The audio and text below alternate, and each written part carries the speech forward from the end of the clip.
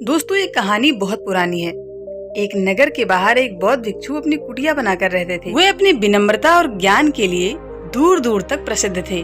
उनके साथ उनका एक शिष्य भी रहता था। वो बौद्ध भिक्षु की तरह ही बनना चाहता था, इसलिए बौद्ध भिक्षु द्वारा बताए गए हर उस कार्य को करता था जो बौद्ध भिक्षु से करवाते थे। एक दिन संध्या के समय कुटिया के बाहर गुरु और शिष्य बैठे थे। शिष्य ने अपने मन की इच्छा जाहिर की और गुरु जी से कहा, गुरुजी, मैं सबसे अच्छा बनना चाहता हूँ। शिष्य की बातें सुनकर बौद्ध भिक्षु मुस्कुराने लगे और बोले, महानता सबसे अच्छे बनने में नहीं है, बल्कि सरलता और विनम्रता को अपनाने में है। तुम ज्यादा अच्छा बनने का प्रयास बिल्कुल भी मत करो।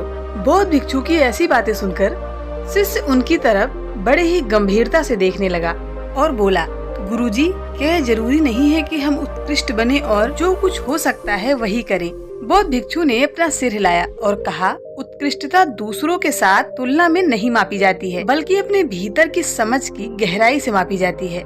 महानता का पीछा करना अक्सर हमें असफलता की ओर ले जाता है। शिष्य बहुत ही ध्यान से गुरुजी की बातें सुनकर उस पर विचार करता रहा, उनके अंदर छिपे ज्ञान को समझते हुए। उस दिन के बाद से शिष्य ज्यादा अच्छा बनने के बजाय कर्मों में सरलता और विनम्रता धारण करने में समर्पित किया। वर्षों बीत जाने के बाद अब उस शिष्य के ज्ञान की समझ गहराई से बढ़ गई। गुरुजी की शिक्षा के माध्यम से उसको अपने प्रत्येक क्षण में आनंद मिला। अब दूर दूर से लोग इस शिष्य से मिलने आते थे और अपने मार्गदर्शन की आशा रखते थे। और इसी तरह का कार्य बौद्ध भिक्षु ने आगे भी जारी रखा और इस काम में उनका शिष्य भी अब उनका सहयोग कर रहा था। दूसरों को अमूल्य सीख सिखाते हुए ज्यादा अच्छा बनने की जरूरत नहीं, बल्कि अपने अंदर सरलता और विनम्रता को धारण करो।